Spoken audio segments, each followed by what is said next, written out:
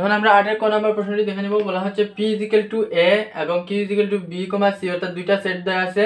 তো আমাদের বলা হচ্ছে p ক্রস q মানে ক্রস গুণ করতে হবে, তারপর হচ্ছে q ক্রস p এই দুইটা গুণ করতে হবে। বলা হচ্ছে p সেটের সাথে q টা গুণ করতে হবে, তারপর হচ্ছে q এর সাথে p গুণ করতে হবে। এখানে গুণ করা বলতে ভুল বুঝাবে, যে সেটের ক্ষেত্রে হচ্ছে ক্রস বলা হয়, এই গুণ চিহ্নটাকে ক্রস বলা হয়। তাহলে p ক্রস q নির্ণয় করতে হবে, q ক্রস p নির্ণয় করতে হবে। তো আমরা বেসিক ক্লাসে দেখেছিলাম যে কিভাবে নির্ণয় করতে হয়, সেটাই হচ্ছে এখন আমরা প্রয়োগ করব। তো সরাসরি আমরা কি লিখে দিব, p ক্রস q লিখে দিব। তাহলে আমরা p ক্রস q যেহেতু আমাদের নির্ণয় করতে বলছে, তাহলে p ক্রস q লিখে দিলাম। p cross q equals to কি, যে সেট দুইটা আমরা প্রথমে লিখে দেব a ক্রস b, c এই দুইটা লিখে দিলাম। এখন এই যে ক্রস গুণ কিভাবে করতে হয় বা সেটের ক্রস কিভাবে করতে হয়, সেটা হচ্ছে আমাদের মানে বেসিক ক্লাসে জানার বিষয়। আপনারা যারা বেসিক ক্লাস সম্পন্ন করেননি বা ক্লাস করেননি তাদের বলবো আপনারা এই ক্লাস থেকে ভালোভাবে বুঝে নেন যে আমাদের যে সেট সর্ববামে থাকবে সেই সেটের সাথে প্রত্যেকটাই হচ্ছে একবার করে গুণ হবে বা একবার করে নিব। যেমন আমরা গুণ করি কি 5 এর সাথে, যেমন ধরেন 6 যোগ 7 এরকম যদি হয়, তাহলে আমরা কি করি 5 এর সাথে 6 একবার গুণ করি, প্লাস হচ্ছে 5 এর সাথে 7 একবার গুণ করি, প্রায় এই সিমিলারই এইরকম। তাহলে প্রথমে এর সাথে বি, তারপর হচ্ছে এর সাথে সি। তাহলে আমরা লিখতে পারি কি a, b, এটা ক্রস থাকলেও আমরা a, b লিখবো, তারপর হচ্ছে ফার্স্ট ব্র্যাকেট, তারপর হচ্ছে কি কমা দিব, তারপর হচ্ছে আমাদের এর সাথে আবার কি সি এর গুণ করব, অর্থাৎ কমা a, c ফার্স্ট ব্র্যাকেট। যেহেতু p ক্রস q একটা সেটের গুণ ক্রস গুণ, তাহলে আমরা কি করব, একটা সেটের জন্য সেকেন্ড ব্র্যাকেট দুইটা দিয়ে দিব। তাহলে আমরা p ক্রস q নির্ণয় শেষ। যে এর সাথে b প্রথমে, তারপর এর সাথে c, তারপর হচ্ছে কমা কমা আকারে দিব, তাহলেই আমাদের p ক্রস q নির্ণয় করা হয়ে যাবে। এরপরে বলা হচ্ছে কি q ক্রস p, তাহলে আমরা q ক্রস p ও নির্ণয় করব। q cross p equals to q আছে কি b, c, তারপরে হচ্ছে ক্রস a। এখন আমরা কি বলছি, বামেরটার সাথে ডানের সবগুলা গুণ করব। তাহলে দেখেন প্রথমে আমরা b এর সাথে a আছে, b, a, দেখেন আর কোনো উপাদান কিন্তু ডান দিকে নাই, সেজন্য আমাদের b এর কাজ শেষ, আমরা b এর কাজের জন্য কমা দিব। তারপর c এর সাথে কি হবে a, c, a, তারপর দেখেন c এর সাথে আর কোনো উপাদান বাকি নাই, সেজন্য আমরা এটা ফার্স্ট ব্র্যাকেট দিব। তারপর যেহেতু আমাদের সেটের ক্লোজ, তাহলে আমরা সেকেন্ড ব্র্যাকেট দিয়ে আমরা ক্লোজ করে দিব। এই দুইটা হচ্ছে আমাদের নির্ণয় আনসার। আশা করি আপনারা 8 এর ক নাম্বার উত্তরটি বুঝতে পারছেন। এখন আমরা 8 এর ক নাম্বারটি দেখে নিব।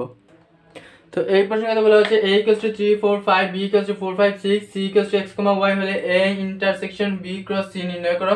তো প্রথমে আপনারা দেওয়া আছে লিখবেন কি এই তিনটা সেটের ক্ষেত্রে এই পর্যন্ত হচ্ছে আপনারা দেওয়া আছে লিখে দিবেন, যে দেওয়া আছে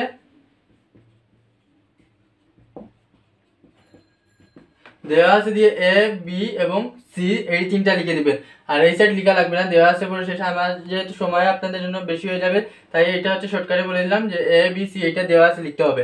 তারপর কি নির্ণয় করবেন, a intersection b equals to a এর মান বসাবেন কত 3, 4, 5, তারপর b বলা হচ্ছে, তাহলে ইন্টারসেকশন b কত আছে 4, 5, 6।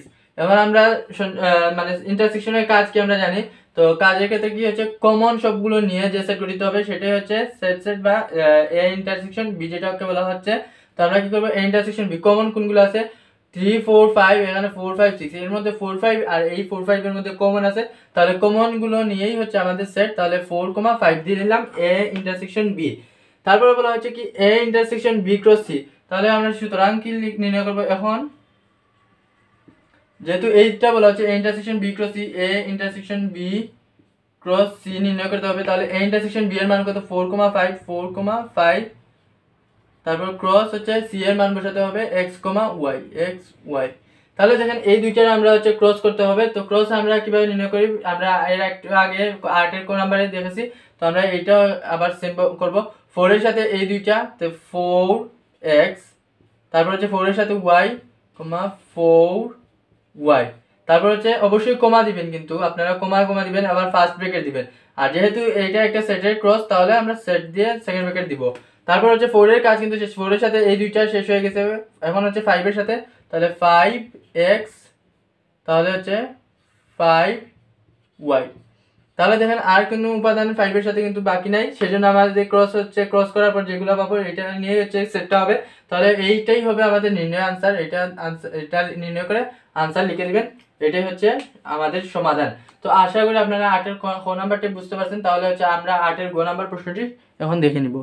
এখানে বলা হচ্ছে p = 3, 5, 7, q Q equals to 5 7 R equals to P বাদ কিউ হলে P union Q cross R নির্ণয় করতে হবে। তো এই ক্ষেত্রে হচ্ছে প্রথমে আমরা আগের মতোই হচ্ছে দেওয়া আছে লিখতে হবে, দেওয়া আছে কি যে দুইটা জিনিস আমরা মান দেওয়া আছে সেই দুইটা লিখতে হবে। তো আমরা লিখবো দেওয়া আছে, দেওয়া আছে কোন জায়গা থেকে লিখতে হবে আপনারা হচ্ছে আমি একটু শর্টকাটে আমরা বুঝিয়ে দিতেছি। পি এর মান লিখবেন দেওয়া আছে দিয়ে পি ইকুয়ালস টু এত কিউ ইকুয়ালস টু এত, ঠিক এই পর্যন্ত মানগুলো আপনারা দেওয়া আছে লিখতে হবে।